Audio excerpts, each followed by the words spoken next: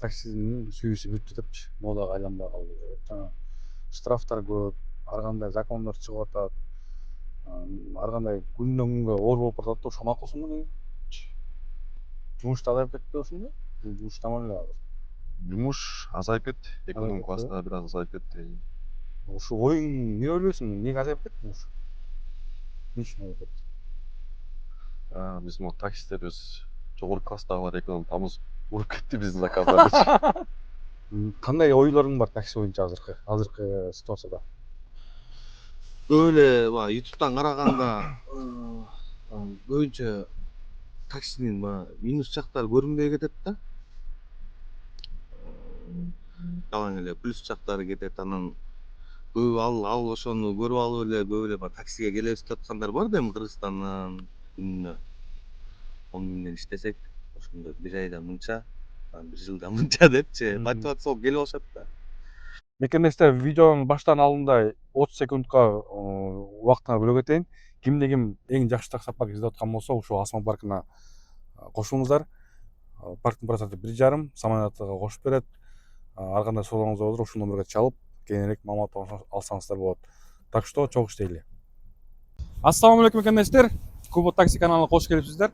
Бүгүнкү чыгарылышта Москва шаарында такси тармагында эконом класста иштеген бир жигиттен кыскачараак интервью кылмакпыз. Ошон үчүн биз менен бирге болуңуздар. Бул жигиттин аты Адилет. Ассаламу алейкум. Кандай, жакшыбы? Жакшы, рахмат. Ассаламу алейкум мекендештер. Кандайсыздар? Менин атым Адилет. Ушул эконом класста иштейбиз. Канча жыл болду Москвада иштеп? Эконом иштегеним 2019 баштап иштедим таксичи. 2019 баштап. 18-дин аягы 19-га чыгып баштадым.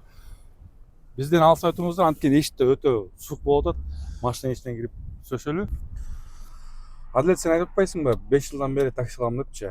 Негизи эле Москвага мигрант болуп жүргөнүңө канча жыл болду? Москвага келгениме быйыл 10 жыл болду. Толук 11-жыл кетти уже. Таксиге негизи эмне болуп келип калдың? Эмне болуп кирип калдың таксиге? Таксиге менин дос балдарым чакырып калышты, иштеп көр деп. Ошо ал убакта келип өзүнүн основной жумушум бар эле. Анан шартка байланыштуу бул жака өтүп калдык. Таксинин негизи иштеп жүргөн жактуу башка жумушта иштегенсиң да? Ошо 5 жылдан бери негизи жагып калган такси иштеп жүргөн кандай? Такси айтканда по настроению жаккан кези деле болот, жакпаган кези деле болот. Анан жаккан кези бул ошол график свободный, өзүң каалагандай иштейсиң. Анан жумуш оор, мындай моральный жактан чарчайсың да, физический эместен.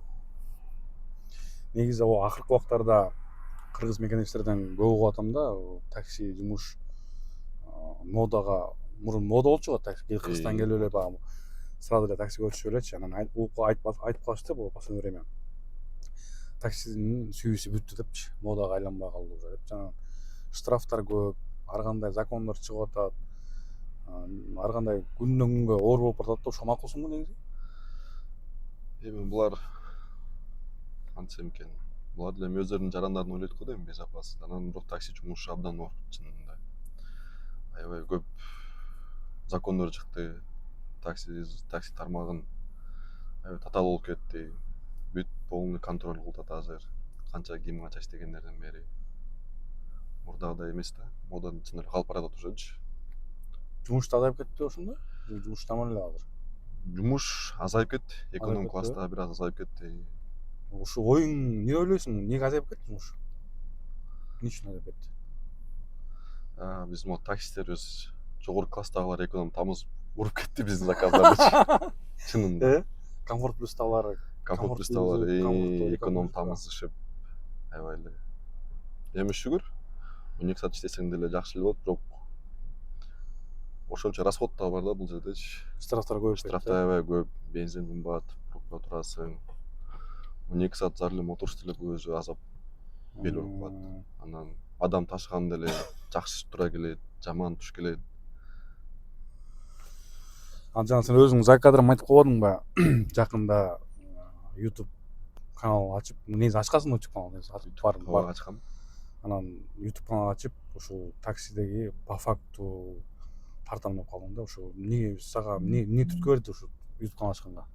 Эми биздин бул түрткү баардыгы эле таксинин жакшы жагын тартат, ким канча иштегенинчи. Бирок мен өзүм таксиде иштеп 5 жыл иштегенден бери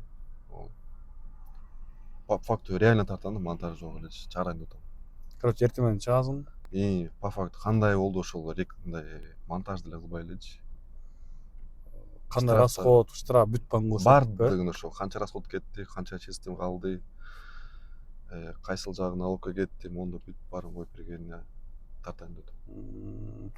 Мекендештер ушул каналдын астында Бишкек City деп отметка турат. Ошого кирип туруп подпискадан база кетиңиздер. Анткени ушул жигит жакында блогер болуп аткан да. Гапаров. Артта бул Гапаров отурат. Гапаровду баары эле таанышкан керек. Бери келчи, жакыныраак келчи. Эмне жашынып алдың? Кандай ойлоруң бар такси боюнча азыркы ситуацияда? Ассаламу алейкум. Такси. Эми мен деле бул жигитти биринчи жолу көрүп атам. А так группалашпыз да биз. Бир группадабыз дегендейчи анан. Негизи принципе эч кимге деле мешайт этпейт. Менден тарта берсе, мисалы мен деле бир чети кошулам. Көп эле баягы YouTube'дан караганда көбүнчө таксинин минус жактары көрүнбөй кетет да. Жалаң эле плюс жактары кетет. Анан көбү ал ошону көрүп алып эле көп эле таксиге келебиз деп аткандар бар да эми Кыргызстандан. Көбүнчө может жаштар таксиде иштеп келебиз, бар жакшы болот экен. Так күнүнө 10 миңден иштесек, ошондо бир айда мынча, бир жылда мынча депчи мотивация болуп келип алышат да. Ошолорго жакшы эле болмок. Мисалы мен деле таксиде 5 жылдай болуп калды да. Биз эми жон терибиз менен сезип, көрүп дегендей. Туура эле чыксаң болот, видео тартып. Сен эмнеге тартып чыкпайсың? Сен деле мындай көптөн бери таксиде иштейсиң. Көп каналдарга чыгып атасың мындай. Көп каналдарга деймиз. Көп болсо сен эле 1-2 видеоңо чыгып калдың го. И то ты заставлял. Заставлял да. Гапаров эмнеге азыр жумуш азайып калды? Ошону түшүнүп берчи мага. Жумуш азайганда кандай? Жумуш азайганын эмеден эле билип койсок болот го. Мисалы пробка жок го Москвада. Мурдагыдайчы. Это значит, что пищи аз деген да. Движение аз. Мурдагыдай пробка жок. Билбейм, эми азыр февраль айы мёртвый сезон деп коет го. И это раз. Экинчиден погоданы көрүп атасың. Күн жылуу, кар жок. Элдер пешком деле жүрүшөт дегендей. Такси особо мындай кереги деле жок дегендейчи. Анан ошондон бош керек. Азыр деле Кыргызстандан мекенеште келет атпайбы кыргыз жигиттерчи? Тоже таксиге кирип атышат, келип атышат, иштеп атышат. Анан Кыргызстандан да мен көп эле көрөт да. Анан Москвага келип таксиде иштейм дегендерге эмне деген сөзүң бар? Иштей келем дегендергечи. Такси ошону чын айтыш кыйын деп кой азырчы. Данный ситуацияны алганда, не только данный ситуацияны алганда, негизи эле могу жылчы 2024-тө.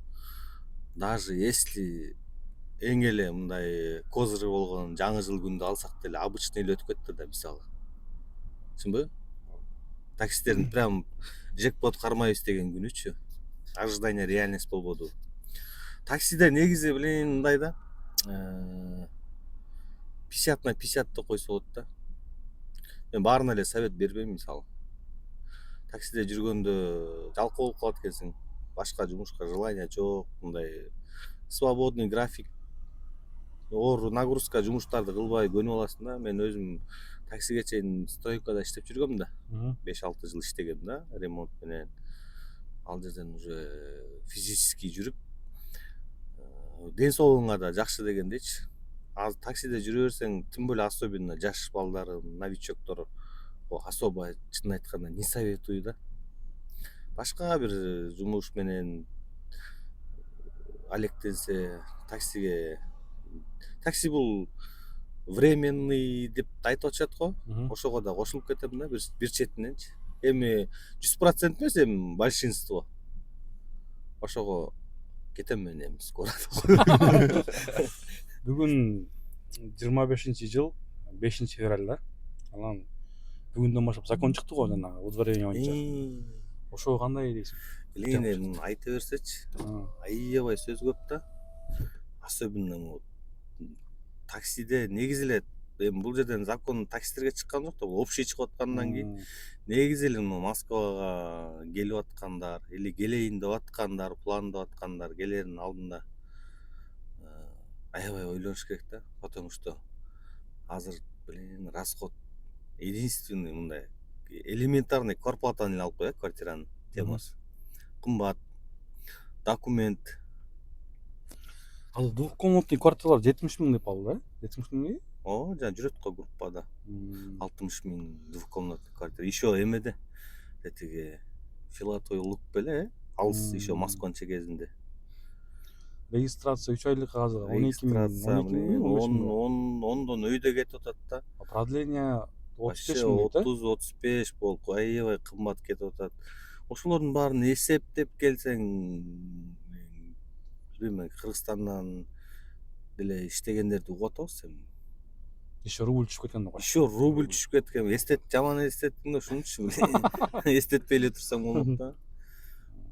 Ошого эми билбейм, азыр бир нерсени да эске алып коюш керек да. Россиянын өзүндө деле азыр жизнь не малина же. Чынбы? Эми экономический жактан алгандачы. Может, ошол деле влияет. Ошол эми башка бүт нерселер законго такап келип атат. Азыр дополнительный закондор дагы жана эмне закону кошту азыр? Сим карта алыш кыйын болуп калды азыр. Элементарный сим карта аламын десең азыр эмне болуп калды сим карта азыр? Госуслугага барып, МФЦга барып, подтверждение алып, анан барып сим карта алат экенсиң. Азыркы моментте В данное время. И плюс эме мындайын азыр депортация кылышты оңой кылып койду. Полициялар эле өздөрү эле кылып койду. Ошо на месте эле. Без никаких сот, без ничего эле өздөрү эле. Бул эми эмеге түздөн түз немеге түртөт да биринчи очередь. Коррупциягачы.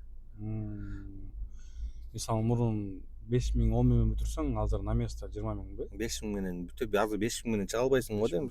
Анткени полномочия бар, тигилердин сразу эле айтат да. Депортация кылабыз дегенде анан любой нерсеге макул болосуң да. Кыйын болуп калды чын айтканда биякта миграция деле. Ошого эми бул баягы РФтерге билинбейт го. Бизге особенно влиять этет дегендейчи. Ошол ошондой көп нерселер тартсаң элге пайдалуу эле болот го дейм. Көбүнчө может ошол вопросторго жооп ала албай жүргөндөр бар, мисалы. Ошол минус жактарды көрбөй эле плюс жактарды көрүп алып келебиз дегендер жакшы эле болот. Ошолордун баарын эле биз монтаждап эле ачык элечи. Чала блогер болуп кетпейт анан. Бир-эки видео тартып, эртең бир таксопаркты барып мактап туруп калба. Жок, мен башта айтты, братан дагы таксопаркты тартпайм. Таксопарктар тартпайм, бул өтө аябай коркунуч нерсе, мекенештер көп кыйналып биздин азыр. Таксопарктан келип сагам давай тартып бер 30 000 берем десе, эмне кыласың? Жок, братан. Бул чисто жок. Мен таксопарк тартпайм деп өзүм настрой койтам. Анан выкупты дагы тартпайын аракет кылам, потому что көптөгөн мекенештер мен бар алданып калды. Бирок ККНС тартмакмын да. Бир ошол жерде иштегендерден сурап, изучать этип, биздикилер азыр көп акча берип койсоң, эме болуп калат да. Ожидание реальность алар айткан боюнча андай эмес, на самом деле башка болуп эле. Эми аттарын айтпай эле койгойлу, бирок көп эле блогерлер акча үчүн барып тартып көп баланы заблужденияга түртүп коет да. Мен деле негизи тартпайм го көп деле. Ошол бир мындай издеп жүрөм да, бир жакшынакай таксопарктарданчы мындай таппай атам да. Эми андай жок да, болушу керек. Баягы орустар айткандай, хороший таксопарк на рекламах не нуждается деген чын да. Туура. Реклама кереги жок аларгачы. Мындай элечи. Дагы эмне дейсиң, сүйлөбөйсүңөр дагы. Чисто бүгүн таксистердин арманы болуп отур деп койдуң. Арманы таксистердин. Эконом класстын арманы болду бүгүнчө. Жок, мындай болуп калат экен. Эконом мисалы азыр комфорт плюс комфорттордо деле жок да заказ. Анан алардын көбү выкупта жүрөт, анан арендада жүрөт, анан экономду жагып алышат экен да. Алардын эконом жакса биз калып калат экенбиз да, экономдо болот. Биздин же доставка жагып алалы. Пятерочкадан продукт ташып же. Так что эми жалпысынан алганда бир четинен эми Кудайга шүгүр деш керек. Курсак ток дегендейчи, кийин бүтүн кичине болсо да эми жумуш жүрүп атат эми Эки колуң бар, эки бутуң бар, эки көзүң көрөт. Анан баягы өзүбүз эле нан таап жеп аткан жумушту жамандай берген болбойт, просто мындай болгон эмесин айтып коюш керек да. Как оно есть, бар нерсеничи барган болгондой эле айтыш керек да. Действительно азыр көп эле аябай тяжелый времена болуп атат го, баары таксисттерге элечи, группаларда деле наалып эле. Бүтүн алгандар бар. Жок, эмне кыласыз? Жок, эми заказ жок болуп атпайбы? Даже без коэффициент эле күтүп отурабыз, заказ түшпөйт. Ошол эми башка жумуш. Жанагы эмне дейсиздер, жанагы автоматический комиссия алып баштаган Яндекс. Налоговый. Алат да эми төлөбөй баары эле качып жүрсө алат да. Бул деле вынужденный болуп калды Бирок да. чын эле карасаң, могу таксистердин көбүнчө эле мунукулар мен угуп жүрөм да, баягы самолетте болуп иштеп, налогун төлөбөй калышкандар, 80 000, 7 000 төлөбөй койгондар. Эми ошолор кайра группага кирип сурашат да, мисалы, ошону төлөп кетиш керекпи же төлөбөй кетиш керекпи? Эми төлөш керек да, туурабы же төлөбөй кетиш керекпи? Конечно, төлөш керек. Сурунан сыгып алат да. Сыгып алат эми, если төлөбөй койсо болот, болду мен навсегда келбейм Россиянга депчи. Бирок ушул жерден да налог төлөбөй койсоңуз чарбай да коюшу мүмкүн да. Башка жагында Россияны чалбай. Бул эме да, мисалы налог төлөбөй койгондон определенное время пеня кетет да. Анан какое-то время заморозка болуп турат.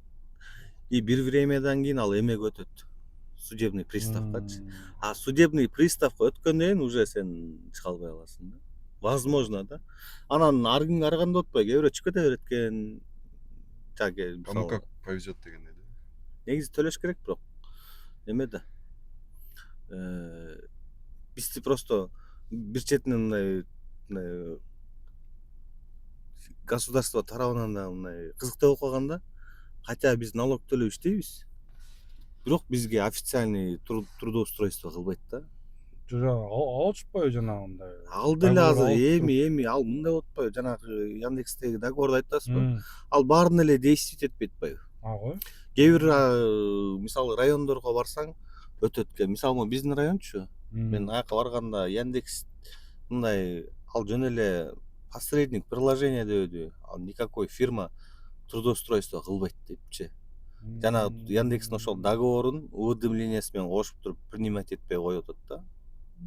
А кээ бир жерде өткөн экен. Ошондой мындай конкретно бир самозанятыйларга мындай же договорду жоюп, какой-то бир жөн эле бир жанагы справканы алып, то что налог төлөйт, бул налогоплательщик деп туруп узартса андай жакшы болмок да. Тоже мындай бир кызыктай да. Анткени гаилер деле кээ бир гаилерин Яндекстин договорун билип алганбы мындай. Ошого да сайылыпчы. А жанагы аттестация боюнча эмне дейт элең? Аттестацияны уже жакында жабылат да, 15 мартта. Эми ошондой мартка чейин деп жүрөт по идее. Эми антейин десең 2 сарт деле узарбады беле. Убагындачы. Узарган, а? Судимость справканы деле узартып коюшкан, жабылат деп коюп. Бирок көп эле өттү го дейм буга аттестацияга. Муш жабып коет, ким билет. Эми ал деле туура эле нерсе болуш керек менин оюмча. Просто авитодон карасаң аттестация деп 3,5 миң деп турат да. Авитон эчтеке эмес, кечээ группадан эле 5 миң дебеди бирөө. Койчу кыргыз элеби? Ооба. Базар жок. Мен бекер эле өтүп берип атам баарына эле. Тааныбагандардын баарына эле.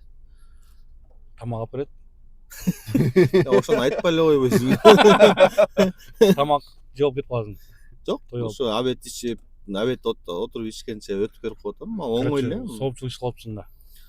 Эми болушунча соопчулук иш кылып атабыз. Так что гапарка жаза берле деп койсуң. Реклама кылып бергенсиң да. Жок, если реально өтө албай, действительно эми бул өтө албаганда кандай кээ бирөө баягы ал жерде 2 эле попытка берген турбайбы? эки попыткадан өтө албай калса, кулап калсаң, уже барып туруп очно өтөсүң да. Өздөрүнүн эмесине, офисине, кайгана бир жерге Мадиге барасыз уже. ошол жака барып өтөт экенсиң да. А бул жерден дистанционно өткөндө шанс көбүрөөк да. Анан эч кандай кыйынчылыгы жок. Өтүп беребиз. Комментарийге жазгыла, если бир эмени белгилеп туруп эле датанычы. Могу жерге чогулабыз деп туруп, ошол жерге чогулуп туруп эле баары келсе, ошол эле өтө коебуз. Гапаровка бир порция тамак алып берсеңер, өтүп берет. Тамак десе ойлоп алышпасын элдер. Тамашалап атат. Тамашалап. Тамагы жок эле, мындай эле соопчулукка эле өтүп беребиз. Эч кандай анын үчүн акча 500 сом, 1000 сом деп ал акчадан байып кетпейбиз дегендей. 5000 десе кыйын айтып тургандай, 5000 деп. Эми просто бул адамдар мындай да. Өлгөндүн үстүнө көмгөн Просто кылып. мындай да, бул группаларда көрүп каласың, көп адамдарыбыз билип туруп алам кетет да. Мисалы группаларда регистрация кылып берем, тигини кылып берем, муну кылып берем деп ошолорго акча которуп эле биздики кылган ал кишини таппай калат да. Ушундай көп болуп атпайбы азыр? Туурабы? Болбойт абы. Ал братан буга чейин эле болуп эле келген Болуп келген, ошону өзүбүз жакшы билебиз да, ошону кайра эле кыла беребиз да. Элдер Алам өздөрү кылабыз. күнөөлүү да ошогочу. Оңой акчасын алат, WhatsApp'тан паспорттарын сүрөткө тартып жиберип коет, бүттү, ошо менен жок. Ошон үчүн мекенештер группалардан ар кандай кишилер мисалы тигиндерди кылып берем, муну кылып берем, регистрация кылып берем дегендерге акча которбогула. Достоверный информация болуп, мисалы тааныштан тааныш болуп калса, ошондор менен которобуз. А так жөн эле которо берилет. Просто мага адамдар жазып калат да, ушинтип акча которду эле таппай калдык. Конечно, таппай калсаң тааныбагандай. Ошон үчүн абайлаңыздар. Ошону эмне дейсиз? Бүтүрөлү, эмне кылалы? Бүтүрөлү, Мен кабыл эле калып Так что Адлетке подписка кылып коюңуздар мекендештер. Жакында видеолор чыга баштайт. Ага чейин подписка кылып коюңуздар. Жакында по факту кылып чыгарам дейт. То, что вот таксиде эмне болуп атканын, мындай расход, так өзү айтты го. Так что кошулгула. буюрса Москвада дагы бир блогер пайда болот. Ошон үчүн мекендештер, ишиңерге ийгилик, ушундай бир душевный разговор болду бизге. Так что аман болуңуздар, көрүшкөнчө. Эмне дейсиңер? Все, салам. Жолдон абайлагыла жигиттер. Эрежени сактап, уктап. Азыр эми уктабай тургучу деле иш жок. Ошентсе дагы абайлагыла жигиттер. Ден соолукта болуп, ден соолукту карап, иштеп аман эсен жерибизге кайталы. Болду, ошол эле да баарыбыз да. Баарыбыз деле ошол. Көрүшкөнчө.